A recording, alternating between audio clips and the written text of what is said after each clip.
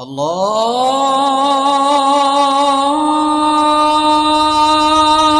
আকবার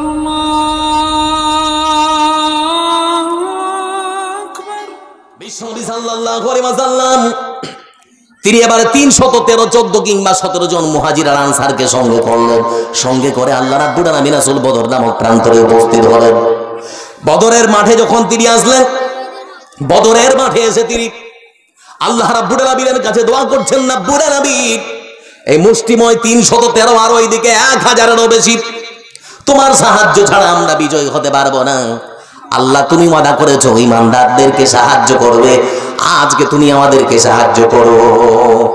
আল্লাহ রাব্বুল আলামিন রাসূল তিনি হাত তুলেই রয়েছেন, এমন সময় আল্লাহ ওহী অবতীর্ণ করছেন।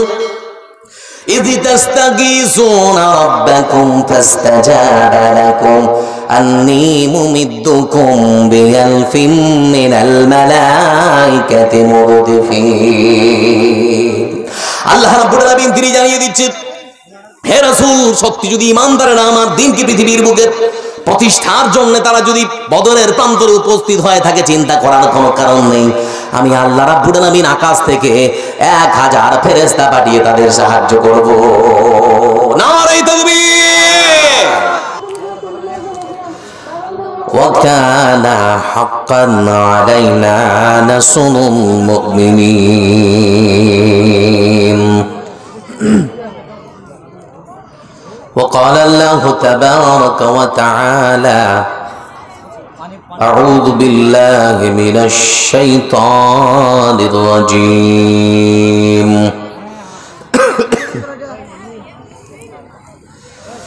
بسم الله الرحمن الرحيم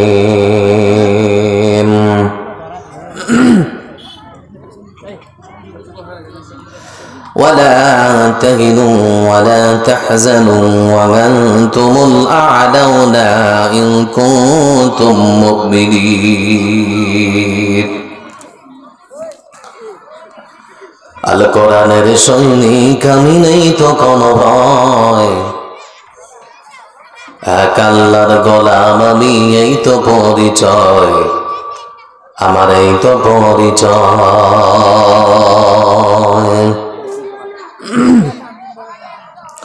আল কোরআনের সৈনিক আমি নেই তো কোনো ভয়, এক আল্লাহর গোলাম আমি, এই তো পরিচয় আমার, এই তো পরিচয়।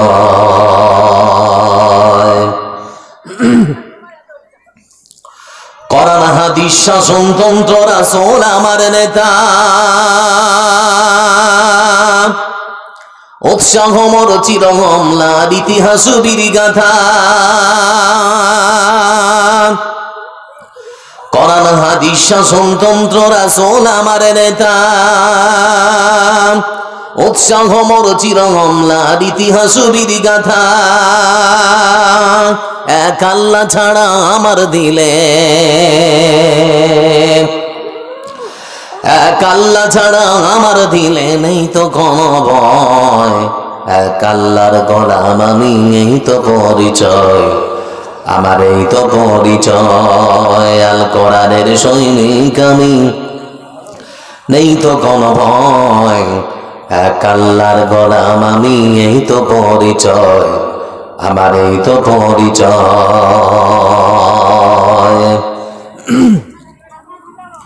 গোলাম বলে মাথা নোয়াও নামাজের মাঝে, সেই আল্লাহর সাথে বেঈমানি করো সকাল সাজে। গোলাম বলে মাথা নোয়াও নামাজের মাঝে,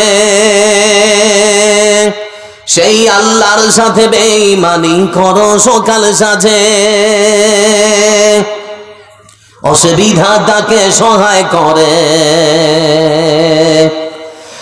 অসুবিধা তাকে সহায় করে পথ চলো নির্ভয়, এক আল্লাহর গোলাম আমি, এই তো পরিচয় আমার, এই তো পরিচয়। আল কোরআনের সৈনিক আমি নেই তো কোনো ভয়, এক আল্লাহর গোলাম আমি, এই তো পরিচয় আমার, এই তো পরিচয়।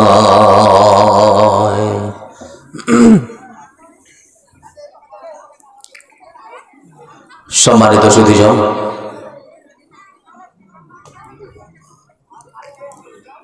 প্রশংসা সেই মহান আল্লাহ রাব্বুল আলামিনের জন্য, যার অশেষ দয়াতে, কৃপাতে, মেহেরবানিতে আজকের এই সুন্দর মনোরম পরিবেশে আধো জ্যোৎস্না পুলকিত রাতে আমরা আপনারা সকলে মিলেই এই সভার আয়োজন করতে পেরেছি। বান্দার প্রতি আল্লাহর অফুরন্ত দয়া, করুণা সবকিছু স্বীকার করে আমরা তার প্রশংসা উচ্চস্বরে দিল খুলে আদায় করতে গিয়ে পাঠ করি আলহামদুলিল্লাহ। সুখের সময় প্রশংসা করব কার? দুঃখের সময়, বিপদের সময়, মুসিবতের সময়, বউকে পিটানোর সময় আল্লাহর প্রশংসা করবেন নাকি জি? আচ্ছা, আজকের এই জালসাতে আসতে পেরে আপনারা খুশি না বেজার? মন কি খারাপ না ভালো জি? তো আল্লাহর প্রশংসা করছেন, আওয়াজ আসছে না। আল্লাহ রসুল বলছেন, কেউ যদি আল্লাহর প্রশংসা দিল খুলে মহাব্বতের সাথে পাঠ করে, তো মুসলিম শরীফের হাদিসে আল্লাহ রসুল বলছেন, শব্দ ব্যবহার করছেন তামলাউল মিজান, নেকির যে দাড়ি পাল্লা হবে, নেকির পাল্লাটাকে আল্লাহ ভারী করে দেবেন কেউ যদি আল্লাহর প্রশংসা দিল খুলে মহাব্বতের সাথে আদায় করে। তো আল্লাহর প্রশংসা আদায় যদি করে দিল খুলে উচ্চস্বরে, লাভ হবে না ক্ষতি হবে? জোরে বলে। তো আরেকবার আল্লাহর প্রশংসা দিল খুলে মহাব্বতের সাথে আলহামদুলিল্লাহ। শান্তি বর্ষিত হোক তার প্রেরিত মনোনীত মহাপুরুষের উপরে, যার অক্লান্ত পরিশ্রম, হাড় ভাঙা দিন রাত্রের পরিশ্রমের ফলে আজকে পেয়েছি আমরা এই নিখুঁত নির্ভেজাল দিন ধর্ম জীবন ব্যবস্থা। সে রাসূলের প্রতি সংক্ষেপে দরুদ পাঠ করি, সকলেই পড়ি সাল্লাল্লাহু আলাইহি ওয়াসাল্লাম। আজকের জালসায় উপস্থিত সভার সভাপতি, অত্র এলাকার ওলামায়ে কেরামগণ, জালসার আমন্ত্রিত বক্তাগণ, সামনে বসে থাকা পৃথিবীতুল্য কাকাজিরা, সমবয়স্ক ভাইরা, একই প্যান্ডেলে পাশে বসা বা বড়েরা, সকলকে জানাই অন্তরের অন্তরস্থল থেকে আন্তরিক শুভেচ্ছা, প্রীতি ও অভিনন্দন বার্তা। সুস্বাগতম। আজকের এই জলসাতে জাতি, ধর্ম, বর্ণ, দল, মত নির্বিশেষে যতজন এসেছেন সবাইকে সাধুবাদ জানাই। আমি আপনাদের সামনে হয়তো অনেকের কাছে চেনা অতিথি, অনেকের কাছে অচেনা অতিথি। এসেছি অনেকটা রাস্তা অতিক্রম করে আপনাদের কিছু দেব, সেজন্যে আমি মেম্বার নই, প্রধান নই। যদি বলেন গ্রামের রাস্তা ঠিক করে দিতে হবে, আমি কেন, আমার বাবাও পারবে না। আর যদি বলেন যে কোরআন হাদিস থেকে কিছু কথা শোনাতে হবে, আমি আশাবাদী ইনশাআল্লাহ আপনাদেরকে শোনাবো। তো আমি যতক্ষণ বলবো আপনারা থাকবেন বসে চুপচাপ ইনশাআল্লাহ, যাবেন না তো কেউ। তো যাই হোক, আজকের টপিক, আজকের হেডলাইন, আল্লাহর সাহায্য আসছে না কেন? সবারই মুখে একই কথা, এত দোয়া করছি, দোয়া কবুল হচ্ছে না কেন, কারণ কি? তো আল্লাহর সাহায্য নিতে গেলে আমাদের কি করা উচিত? কি এমন কাজ করলে ইহকাল পরকাল, ইহজগৎ পরজগৎ থেকে আমরা নাজাত পাবো, মুক্তি পাবো? আজকের হচ্ছে হেডলাইন, এটা হচ্ছে টপিক। মনে থাকবে ইনশাআল্লাহ। বন্ধু, বক্তব্যের প্রারম্ভে আপনাদের সঙ্গে আমার কিছু কথা। আজকে এখানে জলসা হবে, আপনারা শুনেছেন, আপনাদের কাছে হ্যান্ডবিল পৌঁছেছে, ইস্তেহার গেছে, যার জন্য প্রস্তুতি নিচ্ছেন সুন্দর করে, কি করে কিভাবে সেজে গুজে আজকে জালসায় যাওয়া যায়। সেজন্য আজকে সুন্দর করে দাড়ি কেটে জালসায় এসেছেন। এখন দেখুন গালে হাত দিন দাড়ি কাটা আছে আপনার, অথচ আপনি নিজেকে মুসলমান মনে করেন। মুসলিম শব্দের অর্থ হচ্ছে মান্যতাকারী, যে মেনে নিয়েছে, নিজেকে মুসলমান করছেন আবার দাড়িও কাটছেন। এটা কেমন হয়? দাড়ি কাটলে পরে আপনার দুটো ক্ষতি হবে। প্রথম ক্ষতি, আপনার চামড়া ত্বক নষ্ট হবে। দ্বিতীয় ক্ষতি হচ্ছে আপনার যৌন ক্ষমতা কমে যাবে। আর সব থেকে যেটা বেশি আপনি অন্যায় করেছেন সেটা হচ্ছে আল্লাহ রসুলের হুকুমকে উপেক্ষা করে, অমান্য করে আজকের এই জালসাতে আপনি এসেছেন। আসলেন কেন, এসেছেন কেন, আসবেন কেন? রাস্তায় যে যুবতী বন হাঁটছে এখন বর্তমানে, কেউ দাঁড়িয়ে বলতে পারবেন না ওটা কোনো হিন্দুর মেয়ে এসেছে। একজন বলুন তো, হিন্দুর মেয়ে ঘুরছে কি না? নগদ মুসলমানের মেয়ে। তারপরেও আজকে যৌন উত্তেজক কাপড় পরে সুন্দর করে সাজগোজ করে এখানে এসেছে জলসায়, এখনো যুবক ছেলেদের সঙ্গে ঘুরছে কেন, ঘুরবে কেন? আমি লক্ষ্য করে দেখি মা বোনেরা যখন আজান দেয় তখন আপনারা মাথায় কাপড় দেন, অন্য সময় মাথায় কাপড় থাকে কি না আপনারাই ভালো জানেন, কিন্তু আজান দিলে মাথায় কাপড় দেন কেন? যুবক ছেলে, তোমাকে যখন দেখি তুমি মসজিদে ঢোকো, তখন তুমি পায়জামা প্যান্ট লুঙ্গি উপরে তোলো, তোমার টাকনুর উপরে যদি নিচে থাকে তাহলে উপরে তোলো, শুধু সেই সময় কেন, বাকি সময় নয় কেন? আল্লাহ রাব্বুল আলামিন কোরআনে বলছেন ইন্নাল্লাহা আলা কুল্লি শাইইন কাদির, সর্বশক্তিমান যিনি, তার নাম কি? আর একটু জোরে বলি, তার নাম। এই ছোট বক্সটা আরেকটু বাড়িয়ে দেন। আল্লাহ রাব্বুল আলামিন যদি হন সর্বশক্তিমান, তাহলে পরে হাতের আঙ্গুলে অষ্টাধাতুর আংটি আছে কেন? আল্লাহ তো সর্বশক্তিমান, অষ্টাধাতুর আংটি আপনার আঙ্গুলে এখনো আছে কেন, থাকবে কেন? তো এই জন্য আজকে আমি আপনাদেরকে শোনাতে চেয়েছি আল্লাহর সাহায্য পাচ্ছি না কেন, বঞ্চিত হচ্ছি কেন। সবারই মুখে একই কথা, একই অভিযোগ, এত দোয়া করছে, দোয়া কবুল হচ্ছে না, কারণ কি? দিনী মুসলিম ভাই, বর্তমান ভারতবর্ষ একটা খুব বিপদের সম্মুখে দিয়ে যাচ্ছে, আমরা লক্ষ্য করে দেখছি। বিশেষ করে মুসলমানদের জন্য একটা ভয়ঙ্কর সময় আসছে। এখনো যদি সচেতন না হই তাহলে পরে সচেতন হব কখন?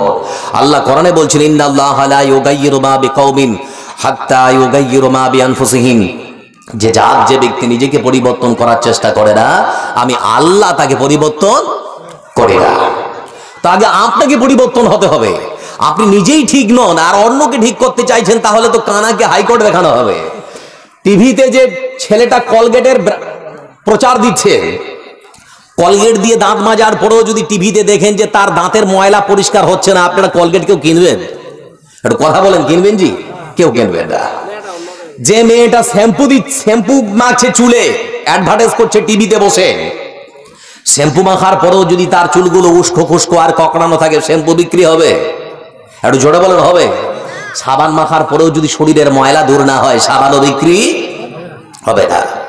এজন্য আল্লাহ রাব্বুল আলামিন কোরআনে বলছেন কাবারা মাকতান ইনদাল্লাহ আন তাকুলু মা লা তাফআলুন।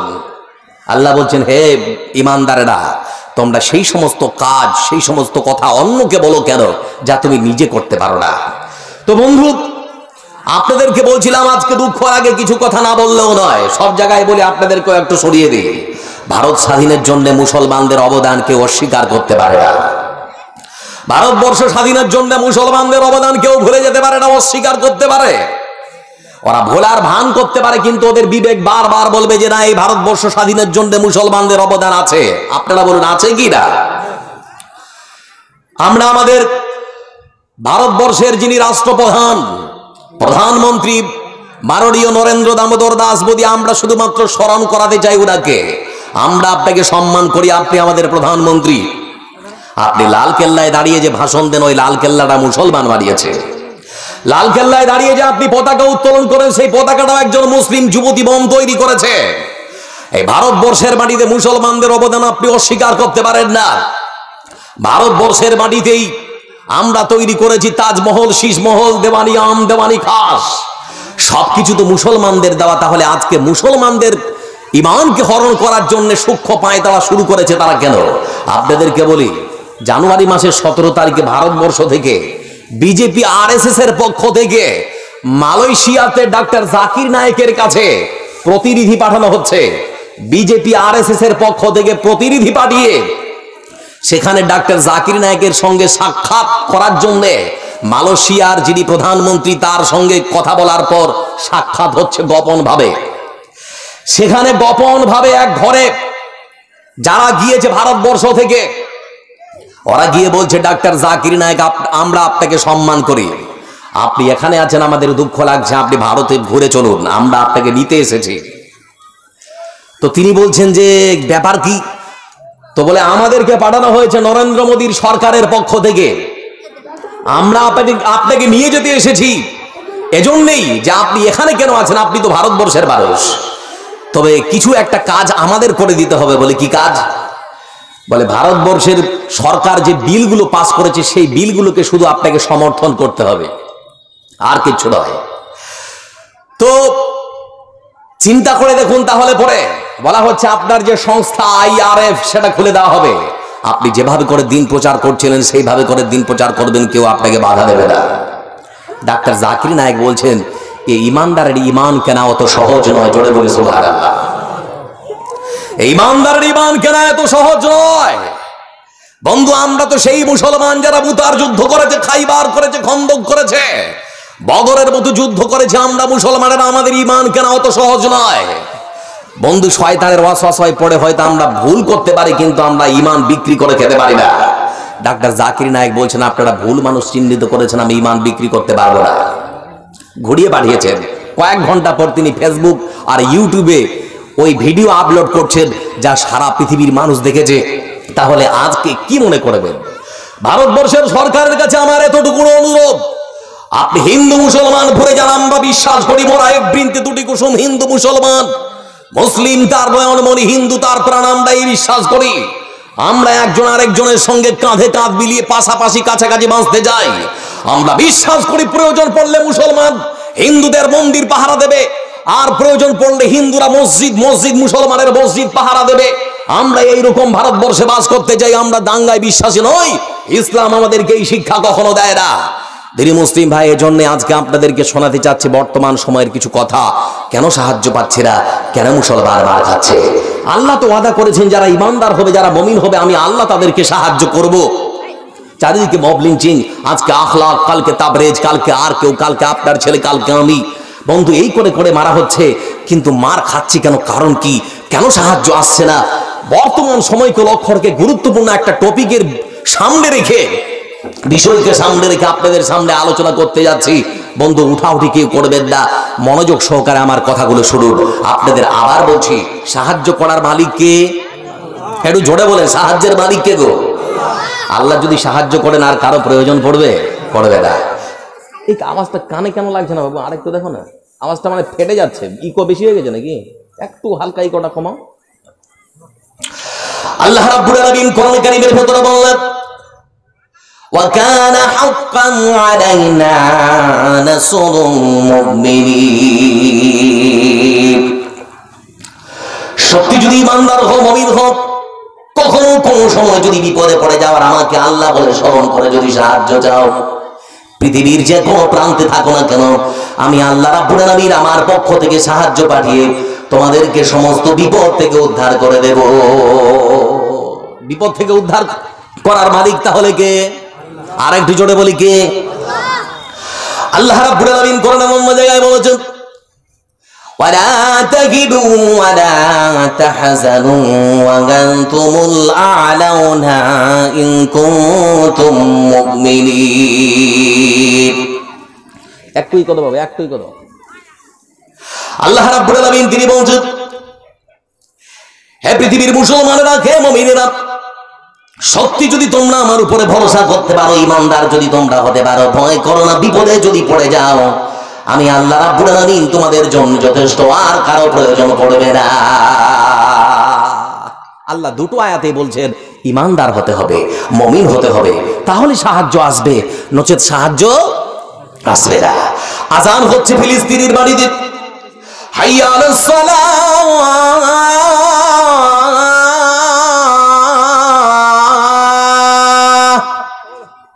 কনকনে ঠান্ডা রাত্রে যখন ফিলিস্তিনের মাটিতে ফজরের আজান হয়ে গেল, মুসাল্লিরা তাদের ঠান্ডা বিছানা, গরম বিছানাকে ছেড়ে দিয়ে তারা নামাজ পড়ার জন্য মসজিদের দিকে রওনা দিয়েছে। বাড়ি থেকে বেরিয়ে মসজিদে ঢুকতে যাবেন, এমন সময় সেখানে গিয়ে দেখছে ইসরায়েলের সরকার নেতানিয়াহু মসজিদকে চারিদিকে সেনাবাহিনী দিয়ে ঘিরে দিয়েছে। মসজিদে ঢোকার মতো আর কোনো পরিস্থিতি সেখানে নেই। কনকনে ঠান্ডা পানিতে ওযু করেন মুসাল্লিরা যখন তাদের গরম বিছানাকে ফেলে দিয়ে স্ত্রীর ভালোবাসা, সন্তানের ভালোবাসা সবকিছুকে ত্যাগ করে মসজিদের দিকে রওনা দিয়েছে। মসজিদে গিয়ে যখন এরকম দৃশ্য দেখলো, তাদের মাথায় খারাপ ব্যাপার কি? আমরা কি তাহলে মসজিদে নামাজ পড়ার সুযোগটুকু পাবো না? জিজ্ঞেস করা হলো, ভাই ব্যাপার কি? কেন মসজিদে সেনাবাহিনী দিয়ে চারিদিকে ঘেরাও করা হয়েছে? বলে ইসরায়েলের সরকারের হুকুম হয়েছে আর কোন মুসলমানকে আমাদের বর্ডার এলাকায় নামাজ পড়ার সুযোগ দেওয়া হবে না। আবার বন্ধুরা, এবারে কয়েকজন মুসলমান যখন জোর করে মসজিদের ভেতরে প্রবেশ করলো, লক্ষ্য করে দেখা গেল কি সেনাবাহিনী তাদেরকে ঘাড় ধাক্কা দিয়ে বের করে দিয়েছে মসজিদ থেকে। কয়েক ঘন্টার ভেতরে বুলডোজার দিয়ে মসজিদ ভেঙে চুরমার করে দেওয়া হয়েছে। আমার বন্ধুরা, পরের দিন কলম পত্রিকার বিশ্বজাহানের হেডলাইনে সুন্দর করে মসজিদ ভাঙার আমরা দৃশ্য দেখেছি। আমরা শুধুমাত্র ঘরে বসে দেখবো মুসলমান মার খাবে, কিন্তু কোনোদিন আমরা অন্তরে সেই ব্যথা অনুভব করবো না। আল্লাহ রাব্বুল আলামিন রাসূল তিনি বলেছেন ফামান জাহাদাহুম বিয়াদিহি ফাহুয়া মুমিন ওয়া মান জাহাদাহুম বিকলবিহি ফাহুয়া মুমিন ওয়া মান জাহাদাহুম বিলিসানিহি ফাহুয়া মুমিন। ঈমানদারদেরকে তিন ভাগে ভাগ করেছেন বিশ্বনবী সাল্লাল্লাহু আলাইহি ওয়াসাল্লাম। প্রথম নাম্বার মুমিন হচ্ছে আল্লাহর কাছে সেই ব্যক্তি অন্যায় দেখলে ঘরে বসে থাকবে না, হাত দিয়ে প্রতিবাদ করবে। এটা হচ্ছে প্রথম নাম্বার মুমিন। অন্যায় দেখলে পরে হাত গুটিয়ে বাড়িতে বসে থাকবে না, বরং প্রতিবাদ করবে। দ্বিতীয় নাম্বার মুমিন হচ্ছে সেই ব্যক্তি হাত দিয়ে পারবো না। বিশ্বনবী সাল্লাল্লাহু আলাইহি ওয়াসাল্লাম তিনি বলেছেন তাহলে পরে মুখ দিয়ে প্রতিবাদ করতে হবে, মুখ দিয়ে কথা দাঁড়াতে প্রতিবাদ করতে হবে। হাত দিয়ে পারবো না, মুখ দিয়েও পারবো না। বিশ্বনবী বলেছেন অন্যায় কাজকে অন্তর দিয়ে ঘৃণা করতে হবে। ইমানদারদের হচ্ছে তিনটা স্তর। এক, অন্যায় দেখলে হাত দিয়ে প্রতিবাদ। দুই, পারবো না মুখ দিয়ে, হাত দিয়ে পারবো না, মুখ দিয়ে পারবো না। তিন হচ্ছে আল্লাহ রাসূল আমাদেরকে বলছেন অন্যায় কাজকে অন্তর দিয়ে ঘৃণা করতে হবে। বন্ধু, আজকে যখন বিহারের মানুষ মার খাচ্ছে, আমি ঘরে বসে তামসা দেখছি। ওরা তো বিহারে, আমি তো বাঙালি, আমি কেন সাহায্যের জন্য এগিয়ে যাবো ওদের? কেন আমি ওদের সাহায্যের জন্য এগিয়ে যাব? আজকে যখন ঝাড়খণ্ডে মার খাচ্ছে, আমি তখন বলছি আমি তো বাঙালি, ঝাড়খণ্ডের মানুষ মার খাচ্ছে খাক, আমি তো বাংলায় বাস করি, কেন যাব? যখন বাঙালি তুমি মার খাবে, বিহারি আর ঝাড়খণ্ডী তাকিয়ে দেখবে, তোমাকে কেউ সাহায্য করতে আসবে না। এজন্য বলছি সব ভুলে যান বিভেদ, কে শিয়া কে সুন্নি, কে আহলে হাদিস কে হানাফি, সব ভুলে যান। আমাদের একটাই পরিচয় হবে, আমরা মুসলমান। সব ভুলে যান। কে জোরে আমিন বলে, কে আসতে বলে, কে বুকে হাত বাঁধে, কে কোমর পেটে হাত বাঁধে, সব ভুলে যান। ভেদাভেদ আজকে ভুলে যাই। আমরা মুসলমান এক যদি হয়ে যাই, আমাদেরকে কে নিয়ে কেউ ছিনিবিনি খেলতে পারবে না। বন্ধু, আজকে মার খাচ্ছে কি এমনি? আমরা আল্লাহর হুকুমকে ঠিক মতো পালন করি না। বলে না, আল্লাহর হুকুমকে ঠিক মতো পালন করি না, দেখাতে পারেন? আল্লাহ রাব্বুল আলামিন কোরআনে বলেছেন আকিমুস সালাহ, সালাত আদায় করতে হবে, নামাজ পড়তে হবে। হুকুম কার? আরো জোরে বলিয়ে, হুকুম কার? আল্লাহ রাব্বুল আলামিন এখানে শব্দ ব্যবহার করেছেন কাইম, বড় কাপ দিয়ে কাইম, যার অর্থ হচ্ছে এমন কাজ যে কাজ আমাদের সমাজে চালু আছে, প্রতিষ্ঠিত আছে। আমাদের সমাজে কাপড় পরা চালু আছে বলে জালসা শুনতে সবাই এসেছে কাপড় পরে। আজকের এই সভাতে যদি কোনো উলঙ্গ মানুষ জালসা শুনতে আসে, তাকে কেউ পছন্দ করবে না, ভালোবাসবে না, দূর দূর করে জালসার প্যান্ডেল থেকে তাড়িয়ে দেবে। দেবে না? দেবে না? জোরে বলে। আমার বন্ধুরা, যেহেতু আমাদের সমাজে কাপড় পরা চালু আছে, সেই জন্য উলঙ্গ মানুষকে কেউ পছন্দ করে না, ভালোবাসে না। সারা পৃথিবীর সমস্ত মুমিন মুমিনা, মুসলিম মুসলিমা, নারী পুরুষ নির্বিশেষে আল্লাহর হুকুমকে মেনে নিয়ে এরা যদি সমাজে সালাতকে কায়েম করত, নামাজকে চালু রাখতো, তাহলে পরে বেনামাজি সমাজে খুঁজে পাওয়া যেত না। আপনারা এবার বলেন বন্ধু, বেনামাজি সমাজে আছে না নেই? আর একটু জোরে বলেন, আছে না নেই? তাহলে আমরা আল্লাহর হুকুমকে কতটুকু মানলাম? কেউ মানি, কেউ মানি না। কেউ হয়তো সাপ্তাহিক নামাজি, কেউ মাসিক নামাজি, কেউ হয়তো বাৎসরিক দুদিন নামাজি। তো এরকম আমাদের ভেতরে অনেক কোয়ালিটির নামাজি আছে। তাহলে পরে আমরা কি করে আল্লাহর সাহায্য পাবো? যদি এই হয় আমাদের অবস্থা, তাহলে আল্লাহ কি বলছেন দেখো। আল্লাহ রাব্বুল আলামিন তিনি এবারে বলেছেন আফাতুমিনুনা বিবাদিল কিতাবি ওয়া তাকফুরুনা বিবাদ ফামা জাযাউ মান ইয়াফআল যালিকা মিনকুম। আল্লাহ রাব্বুল আলামিন তিনি বলেন, বান্দা আমার কোরআনের আংশিক অনুসরণ করে, আমার কোরআনের কিছু অংশকে মেনে নিয়ে তুমি কি নিজেকে ঈমানদার মনে করেছো নাকি? কখনো হতে পারে না, পারে না, পারে না, পারে না। আমার কোরআনের কিছু অংশকে মেনে নিয়ে তুমি কখনো ঈমানদার হতে পারো না যতক্ষণ পর্যন্ত আমার দেওয়া সংবিধানের পুরোপুরি তুমি বিশ্বাস না করবে, যতক্ষণ পর্যন্ত কোরআনে কারীমের পুরোপুরি তুমি ঈমান না নিয়ে আসবে, ততক্ষণ পর্যন্ত তুমি পরিপূর্ণ ঈমানদার হতে পারো না। ভাই, আমরা কি আল্লাহর হুকুম তাহলে পরিপূর্ণ মানি না? আপনাকে একটু দেখাই, আপনারা আমার এখানে থাকুন, আপনাকে একটু বলি, আমরা আল্লাহর হুকুম পুরোপুরি মানি কি মানি না? আপনারা আমার দিকে চেয়ে থাকুন, আপনাদেরকে দেখাচ্ছি। দিন রাত্রে 24 ঘন্টায় কয় ওয়াক্তের নামাজ পড়ি? জোরে বলি। 5 ওয়াক্তের নামাজে জোহর, আসর, মাগরিব, এশা, ফজর, ওই 5 ওয়াক্তের নামাজ। রুকু আছে, সিজদা আছে, কি ফরজ কি সুন্নত কি নফল প্রত্যেকটা নামাজে রুকু করা হয়, সিজদা করা হয়। কিন্তু এমন একটা নামাজ আছে বন্ধু, রুকু করা যাবে না, সিজদাও চলবে না। আছে না নেই? কোন নামাজ জোরে বলেন তো? করলে ক্ষতি কি গো? করলে ক্ষতি কি? আমার বন্ধুরা এখানে আমার দিকে চেয়ে থাকো। দিন রাত্রে 24 ঘন্টায় যে নামাজ পড়া হয়, ফজর পড়বো, জোহর পড়বো, আসর পড়বো, মাগরিব এশা 5 ওয়াক্তের নামাজ পড়বো বন্ধু। 5 ওয়াক্তের নামাজ পড়া হয় কাকে খুশি করার জন্য? জোরে বলি। শুধুমাত্র আল্লাহকে খুশি করার জন্য 5 ওয়াক্তের নামাজ পড়া হয়। ব্যতিক্রম শুধুমাত্র জানাজার নামাজ। জানাজার নামাজ পড়া হয় বন্ধু শুধুমাত্র ওই মাইয়েতের রুহের মাগফিরাতের জন্য। এটা হচ্ছে প্রথম নাম্বার কারণ। দ্বিতীয় নাম্বার কারণ হচ্ছে 5 ওয়াক্তের নামাজ শুধুমাত্র আমরা আল্লাহর জন্য পড়ি, সেই জন্য মাথা নত করে থাকি। মরালা সামনে আছে বলে রুকুও চলে না, সিজদাও করা যায় না। এই মুসলমান আল্লাহ ছাড়া কারো কাছে মাথা নত করতে পারে না, পারে না, পারে না। মৌলানা সাহেব, এই তো আমরা আল্লাহর হুকুমকে মানলাম, আর আপনি বলছেন যে আমরা আল্লাহর হুকুমকে মানি না। এটা কেমন কথা বলছেন আপনি? তো আমরা আল্লাহর হুকুম মানি কিন্তু পরিপূর্ণ মানি না, এই জন্য আল্লাহর সাহায্য পাচ্ছি না। বন্ধুরা, আজকের চারিদিকে যদি তাকিয়ে দেখেন তাহলে মব লিঞ্চিং শুরু হয়েছে। মুসলমানদেরকে যারা দলিত, যারা পিছড়া, তাদেরকে পিটিয়ে পিটিয়ে মারছে। মারছে না? মারছে না? কেন মারছে বন্ধু? কেন আল্লাহর সাহায্য আসছে না? এই মব লিঞ্চিং আজ থেকে শুরু হয়নি, সেই যুগ থেকেই চলছে, সেই যুগ থেকে চলছে। আমার বন্ধুরা, বিশ্বনবী সাল্লাল্লাহু আলাইহি ওয়াসাল্লাম শুধু নন, পৃথিবীর বুকে যত নবী এবং রাসূল এসেছেন সমস্ত নবী এবং রাসূলগণকে চারিদিক থেকে অকাত্য ভাষায় গালাগাল, উৎপীড়ন, অত্যাচার চালিয়েছে। মব লিঞ্চিং এর শিকার হয়েছে সাহাবায়ে কেরামগণ, মব লিঞ্চিং এর শিকার হয়েছে স্বয়ং রাসূল সাল্লাল্লাহু আলাইহি ওয়াসাল্লাম। আয়েশা রাদিয়াল্লাহু তাআলা আনহা জিজ্ঞেস করছেন, আল্লাহ রাসূল, এই দ্বীনের দাওয়াত দিতে গিয়ে আপনাকে সবথেকে বেশি কোথায় কষ্ট সহ্য করতে হয়েছে? আপনি একটু বলবেন? রাসূলুল্লাহ সাল্লাল্লাহু আলাইহি ওয়াসাল্লাম তিনি বলছেন, আয়েশা রে,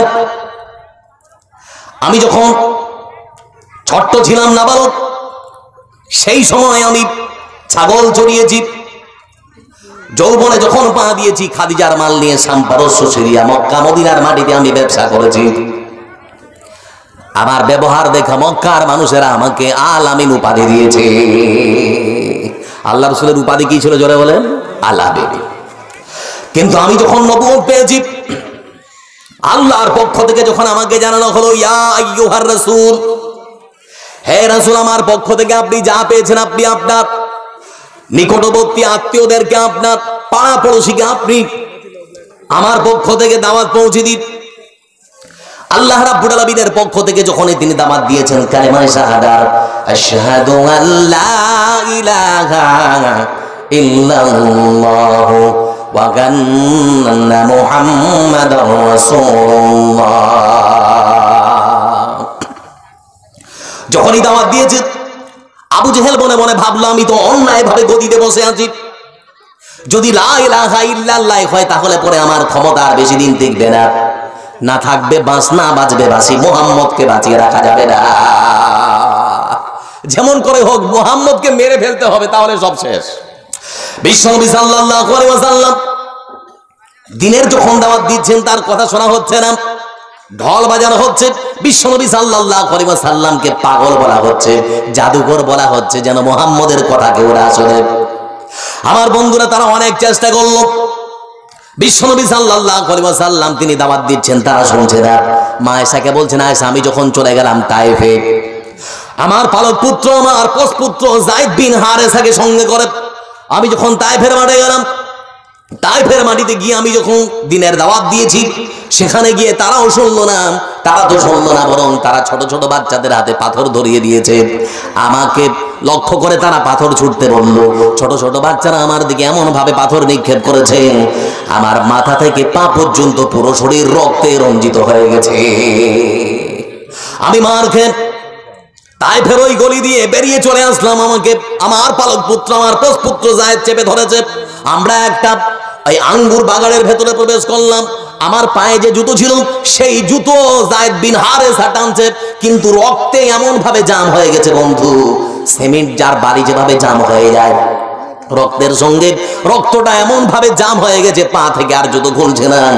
বিশ্বনবী সাল্লাল্লাহু আলাইহি ওয়াসাল্লাম সেই দিনও মব লিঞ্চিংয়ের শিকার হয়েছেন। আজকে শুরু হয়নি বন্ধুরা। খাব্বাব রাদিয়াল্লাহু তাআলা আনহু তিনিও শিকার হয়েছেন। তাহলে সাহায্য আসছে না কেন? আল্লাহ কি বলছেন দেখুন, আল্লাহ রাব্বুল আলামিন তিনি বলছেন আহাসিবান নাস আই উতরাকু আইয়াকুলু আমান্না ওয়া হুম লা ইহতাদুন। আল্লাহ রাব্বুল আলামিন তিনি বলেছেন, হে ঈমানদারেরা, তোমরা যদি সাহায্য চেয়ে থাকো তাহলে পরে সাহায্য নেওয়ার জন্য কিছু কাজ করতে হবে। এমনি তো আমার পক্ষ থেকে তোমাদের কাছে সাহায্য যাবে না। সাহায্য চাইলেই কি যাবে? আমি কি আল্লাহ তোদের পরীক্ষা করব না? আগে পরীক্ষা করব, আগে মার খা, আগে মব লিঞ্চিংয়ের শিকার হো, যে অন্যায় করেছিস, তারপরে আমি আল্লাহ তোদেরকে ঠিক আমার পক্ষ থেকে সাহায্য পাঠাবো। আমার বন্ধুরা, সেই দিনের কথা বলছিলাম। খাব্বাব রাদিয়াল্লাহু তাআলা আনহু তিনি যখন কালেমায়ে শাহাদা পড়লেন, আশহাদু আল্লা ইলাহা ইল্লাল্লাহু ওয়া আন্না মুহাম্মাদার রাসূলুল্লাহ, খাব্বাব রাদিয়াল্লাহু তাআলা আনহুকে মারা হয়েছে। আমার বন্ধুরা, কয়লাকে উত্তপ্ত করা হয়েছে, গরম উত্তপ্ত কয়লার উপরে খাব্বাব রাদিয়াল্লাহু তাআলা আনহুকে শুইয়ে দেওয়া হয়েছে। চিৎকার করেছেন, ছেড়ে দাও, ছেড়ে দাও, ছেড়ে দাও। তারপরও খাব্বাব রাদিয়াল্লাহু তাআলা আনহুকে শুইয়ে রাখা হয়েছে। খাব্বাবকে বলা হলো, খাব্বাব, তোমার এই কঠিন শাস্তি থেকে বাঁচার একমাত্র উপায় হচ্ছে তুমি মুহাম্মদকে গালি দাও। খাব্বাব রাদিয়াল্লাহু তাআলা আনহু তিনি বললেন, ও মুশরিকরা রে, ও পাষাণ্ড, তোমরা শুনে নাও, জীবন চলে যাবে যাক, কিন্তু মুহাম্মদকে গালি দিতে পারবো না।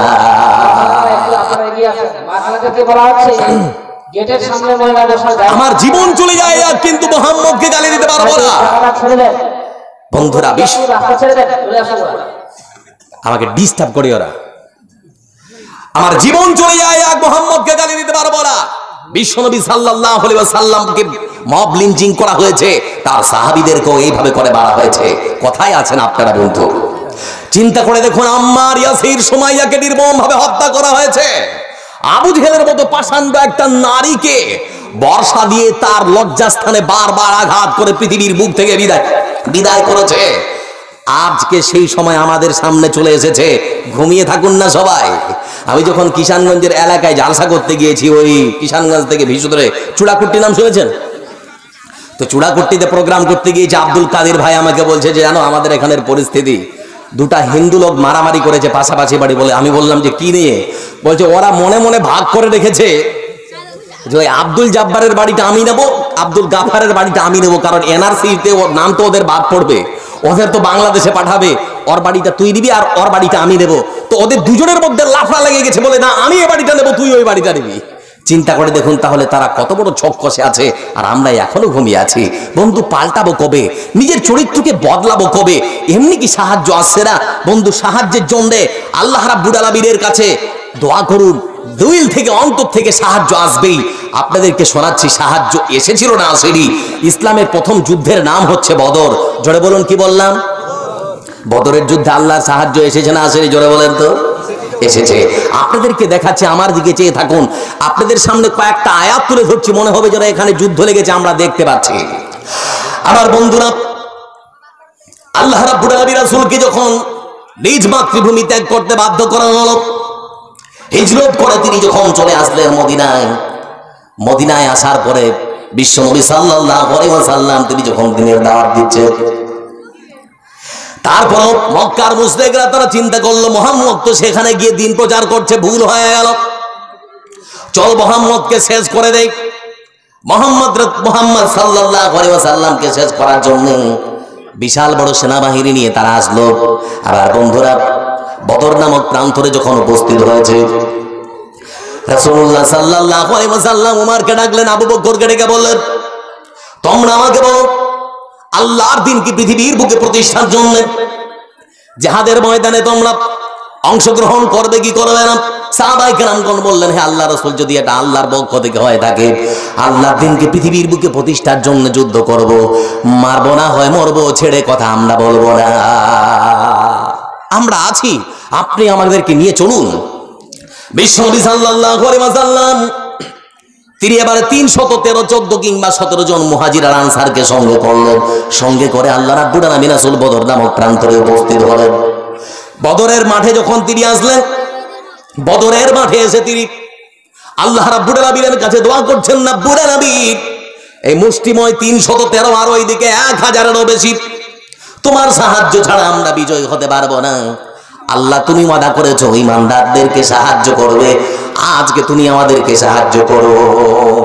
আল্লাহ রাব্বুল আলামিন রাসূল তিনি হাত তুলেই রয়েছেন, এমন সময় আল্লাহ ওহী অবতীর্ণ করছেন। ইয তাস্তাগীসুনা রাব্বাকুম ফাস্তাজাবা লাকুম আন্নী মুমিদ্দুকুম বিআলফিন মিনাল মালাইকাতি মুরদিফিন। আল্লাহ রাব্বুল আলামিন তিনি জানিয়ে দিচ্ছেন, হে রাসূল, সত্যি যদি ঈমানদারেরা আমার দ্বীনকে পৃথিবীর বুকে প্রতিষ্ঠার জন্য তারা যদি বদরের প্রান্তরে উপস্থিত হয়ে থাকে, চিন্তা করার কোনো কারণ নেই। আমি আল্লাহ রাব্বুল আলামিন আকাশ থেকে 1000 ফেরেশতা পাঠিয়ে তাদের সাহায্য করব। নারে তাকবীর! আসবে কত হাজার? 1000 ফেরেশতা। একজন আসলেই তো সবাইকে শেষ করে দিবে, কিন্তু আল্লাহ পাঠাতে চাইছেন 1000। আমার বন্ধুরা, আবু বকর সিদ্দিক রাদিয়াল্লাহু তাআলা আনহু তিনি লক্ষ্য করে দেখছেন বিশ্বনবী এমন ভাবে হাত তুলে রয়েছেন, শরীর থেকে চাদর খুলে পড়ে যাচ্ছে। আল্লাহ রাব্বুল আলামিন রাসূলকে তিনি জড়িয়ে ধরলেন, দিয়ে তখন বলছেন, হে রাসূল, আর আপনাকে কাঁদতে হবে না, আল্লাহ রাব্বুল আলামিন মনে হয় আপনার দোয়া কবুল করে নিয়েছেন। এই যে দেখুন কাফেররা পিছু হটতে শুরু করেছে। বিশ্বনবী সাল্লাল্লাহু আলাইহি ওয়াসাল্লামের কাছে আবার আয়াত আসছে, إذ تقولوا للمكبدين لن يكفيكم أن يمدكم ربكم ب3,000 من الملائكة منزلين। আল্লাহ রাব্বুল আলামিন তিনি বললেন, হে মুমিন বান্দারা, তোমরা যখন একজন আরেকজনের সঙ্গে গল্প করছিলে আমার সাহায্য নিয়ে, আল্লাহর সাহায্য আসবে কি আসবে না, চিন্তা করো না, করো না, করো না। সত্যি যদি তোমরা আমার দিনকে পৃথিবীর বুকে প্রতিষ্ঠার জন্য জিহাদের ময়দানে অংশগ্রহণ করে থাকো, আমি আল্লাহ রাব্বুল আলামিন তোমাদেরকে বদরের প্রান্তরে 1000 ফেরেশতা দিয়ে নয়, আমি আল্লাহ তোমাদেরকে 3000 ফেরেশতা পাঠিয়ে সাহায্য করব। ছিল 1, এবার আসবে কত? একটু জোরে বলেন, এবার 3। মুমিনেরা যুদ্ধ করছে, কাফেররা ময়দান ছেড়ে পালাতে শুরু করেছে। তারা বুঝতে পারলো আমাদের আর জীবন বাঁচবে না, যে যেদিকে পেরেছে পালাতে শুরু করেছে। এমন সময় আবার আল্লাহ আর একটা আয়াত অবতীর্ণ করছেন, বালা ইন তাসবিরু ওয়া তাত্তাকু ওয়া ইয়াতুকুম মিন ফাওরিহিম হাদা ইউমদিদকুম রাব্বুকুম ب5,000 من الملائكة মুসাওবিমিন। আল্লাহ রাব্বুল আলামিন তিনি বললেন, বালা অবশ্যই অবশ্যই তোমরা যদি আমার দিনকে পৃথিবীর বুকে প্রতিষ্ঠার জন্যই যদি বদরের প্রান্তরে নেমে থাকো, সত্যি যদি আমার উপরে তোমাদের ভরসা থাকে, তাহলে পরে আমি আল্লাহ রাব্বুল আলামিন তোমাদেরকে বলছি, বদরের প্রান্তরে আমি আল্লাহ তোমাদেরকে 1000 দিয়ে নয়, আমি আল্লাহ তোমাদেরকে বদরের প্রান্তরে 3000 দিয়ে নয়, আমি আল্লাহ রাব্বুল আলামিন বদরের প্রান্তরে তোমাদেরকে 5000 ফেরেশতা পাঠিয়ে সাহায্য করব। বন্ধু, সেই দিন তো সাহায্য এসেছে, বিজয়ী হলো, মুসলমানেরা জয়ী হয়েছে। একজন সাহাবী এসে বলছে, আল্লাহ রাসূল, আমি একটা আজব দৃশ্য দেখলাম। বলে, কি দেখেছো? বলে, আল্লাহ রাসূল, আমি তরবারিটা উঁচিয়ে ধরেছি এরকম করে, একজন মুশরিক আমার সামনে পড়েছে, আমার তরবারি দেখে সে দৌড় দিয়েছে, আমিও তাকে পেছু ধাওয়া করেছি, ও দৌড়চ্ছে, আমিও দৌড়চ্ছি, আমি তরবারি তাকে মারতে যাব, এমন সময় লক্ষ্য করে দেখলাম তার শরীর থেকে মাথা আলাদা হয়ে মাটিতে ছুটে পড়েছে। আমি মনে মনে চিন্তা করলাম, আমি তো মারিনি, তাহলে মারলোকে? আমি তো মারিনি, তাহলে পরে মারলোকে? বিশ্বনবী সাল্লাল্লাহু আলাইহি ওয়াসাল্লাম তিনি বললেন, বন্ধুরে, যে আল্লাহ ওয়াদা করেছিলেন ঈমানদার হলে পরে আল্লাহ সাহায্য বাড়াবে, সেই মহান সত্য আল্লাহ রাব্বুল আলামিন ওয়াদা পূরণ করেছেন। আকাশ থেকে ফেরেশতা পাঠিয়ে যে ফেরেশতারা বদর নামক প্রান্তরে এসেছিল, সেই ফেরেশতাদের তরবারি যে হাতে ছিল, তোমার তরবারি চলার আগে তারা তাদের তরবারি দিয়ে সব কাজের ফয়সালা করে দিয়েছে। আচ্ছা, আপনারা বলুন, লাইনে যদি চলি আজকেও সাহায্য আসবে না, আসবে না? জোরে বলেন। আসবে, আসছে না তার মানে জানতে হবে আমরা লাইন ছেড়ে বেলাইন হয়ে গিয়েছি, লাইন ছেড়ে বেলাইন হয়ে গিয়েছি। আমরা হচ্ছে সুবিধাবাদী, বিপদ যদি আসে তাহলে আল্লাহকে স্মরণ করি, বিপদ যদি না আসে, বিপদ থেকে যদি উদ্ধার হয়ে যায় তাহলে পরে যে কার সে আর কিচ্ছু নেই। তো বন্ধু আমাদের ব্যাপারটা হচ্ছে সেরকম, মানে এক রাখাল মাঠে গিয়েছে গরু চড়াতে, বিশাল বড় মাঠ, অনেকটা গরু চড়াচ্ছে, দায়িত্ব নিয়ে বসে আছে। মালিক কিন্তু 10টা 11টা বেজে গেছে, তবুও খাবার নিয়ে যাচ্ছে না। মনে মনে চিন্তা করছে আজকে মনে হয় মালিক আর আসবে না, ভুলে গেছে। সে তখন ভাবলে যাই হোক, কি করে ক্ষুধা নিবারণ করি, কি করে পেটটাকে ভরাবো। ও এদিক ওদিক তাকিয়ে দেখছে যে কিছু দূরে একটা তাল গাছ, গিয়ে তাল গাছে উঠে পড়েছে। ইচ্ছা মতো তাল খাওয়ার পরে এবার নামবে তো দিয়ে দেখছে ওরে সর্বনাশ।